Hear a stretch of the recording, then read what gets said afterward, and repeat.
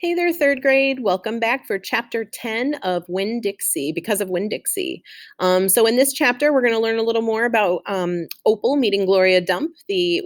Everybody in town thinks of her as a witch. She's just really just a lonely, quiet old lady who, Opal and Winn Dixie have now taken a liking to. So let's see what happens in the next chapter with Opal and Gloria Dump. Chapter 10. I told Gloria Dump everything. I told her how me and the preacher had just moved to Naomi and how I had to leave all my friends behind. I told her about my mama leaving and I listed the 10 things that I knew about her.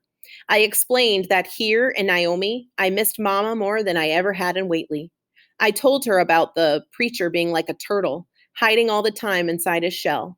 I told her about finding Winn Dixie in the produce department and how, because of him, I became friends with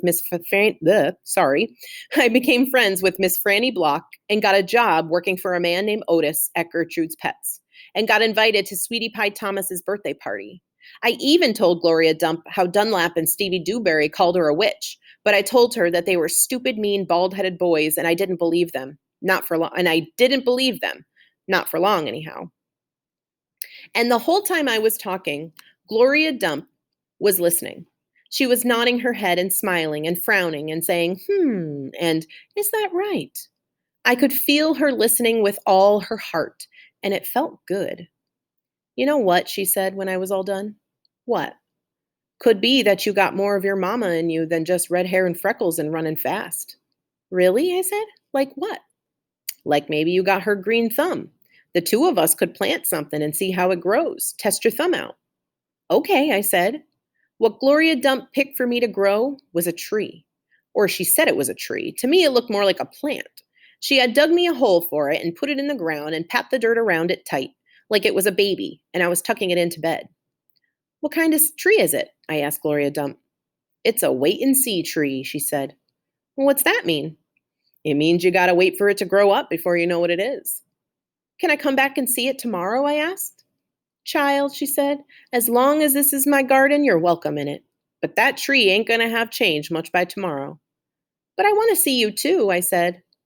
Humph, said Gloria Dump. I ain't going nowhere. I'll be right here. I woke Winn Dixie up then. He had peanut butter in his whiskers and he kept yawning and stretching. He licked Gloria Dump's hand before we left and I thanked her. That night, when the preacher was tucking me into bed, I told him how I got a job at Gertrude's Pets, and I told him all about making friends with Miss Franny Block and getting invited to Sweetie Pie's party, and I told him about meeting Gloria Dump. Winn Dixie lay on the floor waiting for the preacher to leave so he could hop on the bed like he always did. When I was done talking, the preacher kissed me goodnight, and then he leaned way over, and gave Winn Dixie a kiss too, right on top of his head. You can go ahead and get up there now, he said to Winn Dixie. Winn Dixie looked at the preacher.